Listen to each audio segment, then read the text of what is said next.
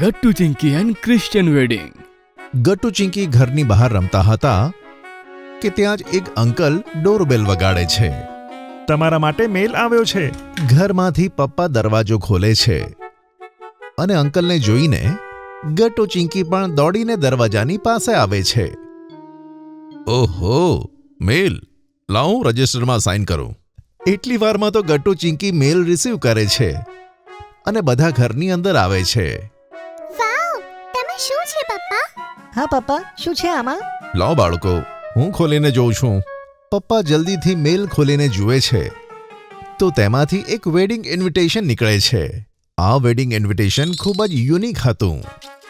પપ્પા, આ કાર્ડ પર જે બ્રાઇડ છે ને તેણે તો વ્હાઇટ ડ્રેસ પહેરેલો લાગે છે. અને ગ્રૂમે સૂટ. આપણી વેડિંગ્સમાં તો આવું નથી હોતું. આવું તો મેં ટીવીમાં જોયું હતું. હા ચિંકી, કારણ કે આ હિન્દુ વેડિંગ નથી પણ ક્રિશ્ચિયન વેડિંગનું કાર્ડ છે. મારી કંપનીમાં મારો એક ફ્રેન્ડ હતો જેનું બીજી કંપનીમાં ટ્રાન્સફર થઈ ગયું. તે ક્રિશ્ચિયન હતો અને આ તેના જ લગ્નનું કાર્ડ છે. વાવ! એટલે આપણે ક્રિશ્ચિયન વેડિંગમાં જઈશું. આ તો સાંભળવામાં જ ખૂબ એક્સાઇટિંગ લાગે છે પપ્પા. આપણે જઈશું ને? હા બાળકો, જરૂર જઈશું. વેડિંગ આજ રવિવારે છે. આપણે બધા સરસ તૈયાર થઈને જઈશું. ત્યાં જ મમ્મી કિચનમાંથી આવે છે. તે પપ્પા અને ગટ્ટુ ચિંકીની બધી વાતો સાંભળી લે છે. અરે પણ ક્રિશ્ચિયન વેડિંગમાં જવા માટે આપણે તેમની જેવા કપડાં પણ તો લેવા પડશે ને, જેમ કે મારા અને ચિંકી માટે ડ્રેસ અને તમારા અને ગટ્ટુ માટે ટક્સીડો સૂટ. હા, તો આપણે સન્ડે પહેલા એક દિવસ એટલે કે શનિવારે શોપિંગમાં જઈશું અને વેડિંગ માટે ડ્રેસીસ લાવીશું. યે! તો મજા આવી જશે. અને આમ ગટ્ટુ અને ચિંકી રવિવારની આતુરતાથી રાહ જોવા લાગ્યા. શનિવારે તેઓ મમ્મી પપ્પા સાથે જઈને ડ્રેસીસ પણ ખરીદી લાવે છે અને રવિવારે ગટ્ટુ અને ચિંકી વહેલા ઉઠી જાય છે. મમ્મી, હું તો આજ રાત સુધી રાહ જ નથી જોઈ શકતો. રાત સુધી કેમ બેટા? આપણી હિન્દુ વેડિંગ્સ રાત્રે હોય છે પણ ક્રિશ્ચિયન્સની વેડિંગ તો સવારે હોય છે. શું? તેનો અર્થ એ કે અમારે રાત સુધી વેઇટ નહીં કરવો પડે? યે ગટ્ટુ! તો શું મમ્મી, હું અને ચિંકી જઈને રેડી થઈએ? અરે ના બાળકો, બપોરે 12 વાગે નીકળીશું. પહેલા નાસ્તો કરી લો. પપ્પાના કહેવાથી ગટ્ટુ અને ચિંકી નાસ્તો કરે છે અને પછી મમ્મી બંનેને રેડી કરી દે છે. ચિંકી અને મમ્મીએ પિંક કલરના ડ્રેસ પહેર્યા હતા. ગટ્ટુ અને પપ્પાએ ટક્સીડો સૂટ. બધા પોતપોતાના ડ્રેસમાં બેસ્ટ લાગતા હતા. ચિંકી, ઊભી રહે. હું તારા વાળમાં આ પિંક રિબન બો પણ ભરાવી દઉં છું. વાવ! મમ્મી, આ કેટલું ક્યુટ છે. હા ચિંકી, તું તો એકદમ પ્રિન્સેસ લાગે છે. હવે ચલો બાળકો, આપણે જઈએ. પછી બધા કારમાં બેસે છે અને પપ્પા બધાને વેડિંગ વેન્યુ લઈ જાય છે, જે એક ચર્ચ હતું. ચર્ચ સુંદર સજાવેલું હતું અને બધી જગ્યાએ સફેદ ફૂલો હતા. વાવ! ચર્ચ કેટલું સુંદર સજાવેલું છે ને મમ્મી પપ્પા? હા ગટ્ટુ ચિંકી, ચલો અંદર જઈને સીટ પર બેસવાનું છે. ગટ્ટુ ચિંકી, તમે જરાય બૂમો ન પાડતા. ઓકે પપ્પા. પછી બધા ચર્ચમાં જાય છે અને સીટ્સમાં બેસી જાય છે. ત્યાં ઘણા બધા લોકો હતા. થોડી જ વારમાં ગટ્ટુ અને ચિંકીને ખબર પડે છે કે બ્રાઇડની એન્ટ્રી થવાની છે અને સામે ચર્ચના ફાધર અને ગ્રૂમ પહેલાથી જ હાજર હતા. ગટ્ટુ ચિંકી, હવે જોજો, સામેથી બ્રાઇડ ચાલીને આવશે તેના પપ્પાની સાથે, જે ખૂબ જ અગત્યનું રિચ્યુઅલ હોય છે. હંમેશા પપ્પા જ તેની દીકરી સાથે આઇલ પર વોક કરીને આવે છે. ઓહ, કેટલું ઇન્ટરેસ્ટિંગ છે ને આ પપ્પા. હું સ્કૂલના બધા જ ફ્રેન્ડ્સને આ બધું કહીશ. ત્યાં જ અચાનક ચર્ચમાં બેઠેલા બધા લોકો ઊભા થાય છે અને પાછળ જોવા લાગે છે. તે જ વખતે બ્રાઇડ તેના પિતા સાથે એન્ટ્રી લેતી હોય છે. ઓહ વાવ! કેટલી સુંદર બ્રાઇડ છે. તેમનો વ્હાઇટ ડ્રેસ પણ કેટલો સુંદર છે. એકદમ પ્રિન્સેસ લાગે છે. ચિંકી, જો બધા શાંત છે, આપણે પણ શાંત રહેવું જોઈએ. હા, ઓકે ગટ્ટુ.